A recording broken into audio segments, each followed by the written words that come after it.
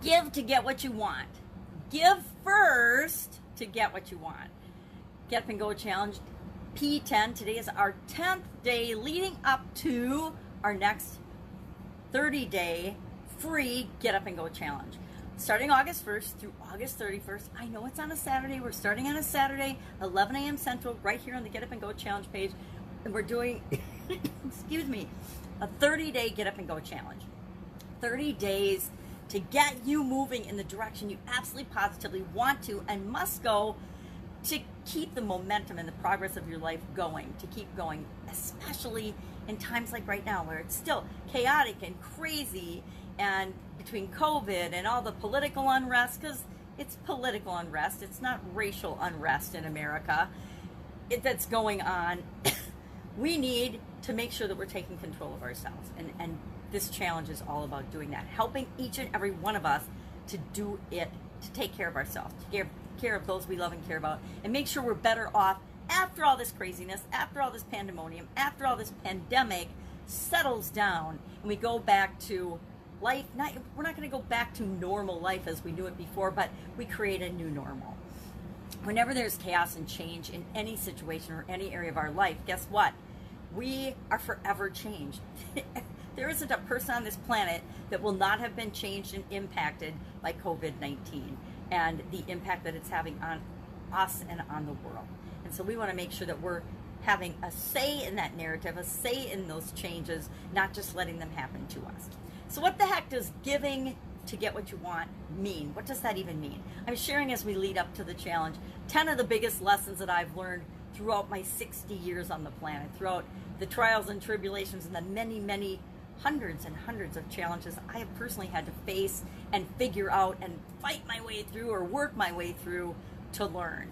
We talked about a couple of my favorite ones over the last couple of days that I learned from my dad. I learned them when I was pretty little, and I realize now that they have served me really well. Didn't always think that they did at the time when I was learning them, but once I made them my own, they have served me personally really, really well in my personal life, in my relationships, in my career, and in all areas and aspects of my life.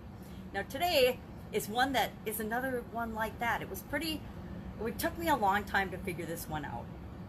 And it didn't mean I didn't give value and I didn't give to other people, I didn't care about other people. It just meant that my ego was overriding, and my I want to say selfishness, and I guess, yeah, selfishness. It's selfish when you're doing things for yourself in a way that doesn't consider other people, but it's selfless and self-love when you're just taking care of yourself in ways that contribute to the world positively and don't make the world a worse place, that help you but don't hurt other people. I guess that would be my definition. Just thought of those off the top of my head.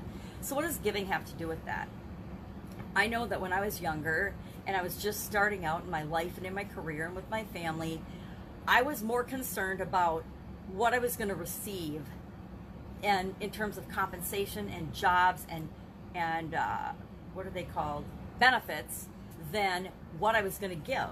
And it wasn't until later on that I realized that you need to reverse those things. Hey, here's what I'm going to do for you. And I guess I knew it, but not on a super duper conscious spiritual level. I knew, hey, you had to convince them and let them know all the things you could do for their company, or they weren't going to hire you in a job interview. I knew that, but I didn't internalize it. I didn't get that that's me giving value in exchange for the salary and the benefits that I would receive. I guess on a subconscious level, we kind of know that there's this bartering and this give and take, and there's this trading of value, but I never really thought about it until I started running my own businesses. And especially, this is really sad, but especially I didn't realize it on a conscious level as much as I have until I came online, until I started doing things in the online world. Because everybody says, give value, give value, give value, give value first, and then you'll receive, people will come to you. And I didn't get that. I mean, I knew it and I was doing it in the offline world, but I wasn't necessarily giving without the expectation of something in return. I was giving people value and sharing things, but I was expecting them to like and then buy the thing that I was sharing. Think, for example, of all the store demos we used to do in my Italian food manufacturing business. we would have somebody or me go out every weekend and demonstrate our food. You know, those in-store demos people used to do when we could go to grocery stores all the time. They would be cutting up and giving samples of their food all the time. We did that a lot in our business. And we did it not because we did it because we wanted people to try our product, because we knew if they liked it, then they would buy it. But we did it with the intention of getting people to buy our product. We didn't do it just because it was fun to go feed people every weekend, every Saturday and Sunday, and be in the stores in the frozen food section, no less, sharing our products and services. So that would be an example of giving with the expectation of something in return. Guess what? That doesn't really work. And I didn't internalize that or really grasp that until, you know, kind of recently. But now I know with 100% certainty that life is an exchange of value. We give value to other people, and based on the amount of value that we give, and it can be emotional value, it can be love, it can be attention, it can be time, it can be energy. By giving people that value, by giving something away, we receive something in return. You know, if you think about it, even if you work for a job, most of us have had a job at some point in our life. Guess what? Did you get paid before you did the job, or did you get paid after you performed the job? After, right? You worked for a week or two or sometimes a month, and then you got your first paycheck. You did something of value, and then you got paid. You provided a service, and then you got paid. Now, in some contract situations, you get a percentage up front, but it's very rare that you pay for something all 100% up front, and then you get the service or the product. But I know there's examples of that, so don't get carried away and start slamming the comments with, that's not true, da-da-da-da-da-da, and giving me all the scenarios that happens in. Because guess what? No matter what I say, no matter what I do, no matter what you say, no matter what you do, there's always going to be somebody that can give you an example or contradict or have a different opinion about what you're saying. But I want you to test this for yourself. The cool thing about giving, and it's funny that, I guess on a subconscious level, I've always known it and understood it, but I wasn't consciously aware of it. Have you ever been in a sad mood and somebody smiled at you? All they did was give you a free smile, or they, you know, complimented you and said, hey, you look beautiful today, or I like your scarf, or whatever. And that one act of kindness, giving on their part, immediately made you feel better. I know I've been there on lots of situations, and there's certain situations where strangers showed me a kindness that I totally didn't expect at the time in this situation that I still remember today. I still remember the woman that told me I was beautiful when I was having a fight with my then boyfriend, then husband, now ex-husband, and he was being very disrespectful and rude to me in public, and she overheard it. He didn't know, of course, she overheard it, but she overheard it, and she said something to me, and it made my day, and it made me feel better and know that I was being treated in a way that I shouldn't have been treated, which should have been an early warning sign, but of course it wasn't. Anyway, so my question for you today is, and that's the thing about giving. Giving is one of those things that's a win-win situation automatically, because the person that gives receives a good feeling because they've given something to someone else. Giving feels way better, believe it or not, and some people will argue with me on this. Giving feels better than receiving. I always feel better when I am giving gifts and giving presents to other people than when I'm receiving them. I always feel better when I'm sharing information and giving knowledge to other people. Now, that's not necessarily true, because I love getting information. I love learning and growing, but I also love giving value and giving information to people.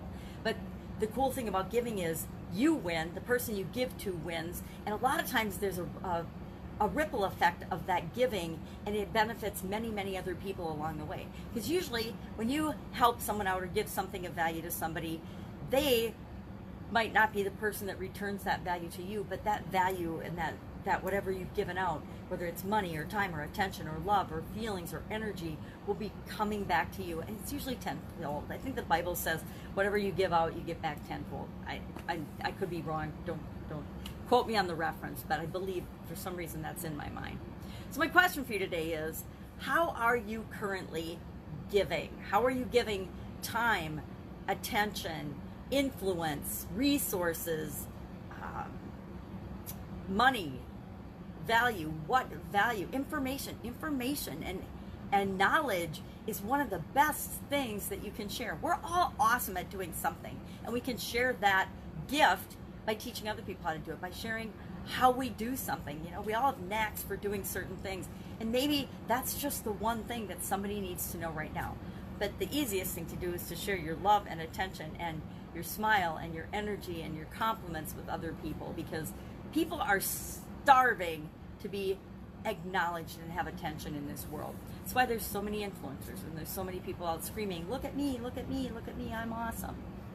Because they need attention. People need attention.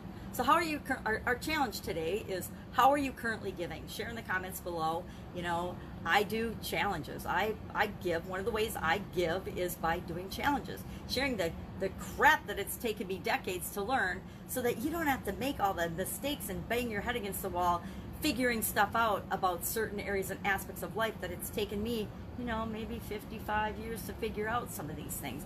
Or to actually be able to put a name to it so that I can describe and explain, hey, it's really true. What you give out in the world is what you get back in the world. And no, it's not from the same person. You know, we all know people that give and they do you favors, but a favor is different than giving, right? If I do a favor for you, that means I'm expecting you to do a favor for me in the future. That's not giving. That's, you know, giving an IOU, or it's like a lending from a bank. Hey, they're giving you the money right now, but you got to pay that back plus interest. That's what doing favors is, and that's kind of the difference to me is, yep, you did me a favor, that was really awesome. Now I got to figure out a way to pay you back and repay that favor. That's reciprocal. But guess what? Giving is reciprocal too, but it's reciprocal from the universe or from the world. It's not the same exact person that you give to. All right, that's my diatribe on giving today. Love to know your experience with that. I will be with you tomorrow. I'm trying to think about what today. Today's Wednesday, so Thursday, Friday, and we launch Saturday. So just a couple more days of lessons learned to share, and then we will be hopping right into our next Get Up and Go challenge. Again, 11 a.m. Central Time. It's going to be recorded, so don't worry if you miss it live, especially on a Saturday or Sunday. You can catch it on Monday. I'm going to keep them short and concise, especially in the beginning, unless y'all say, hey, let's dive into this deeper during the challenge, and then we'll do that too, because I want to make sure you're getting your needs met.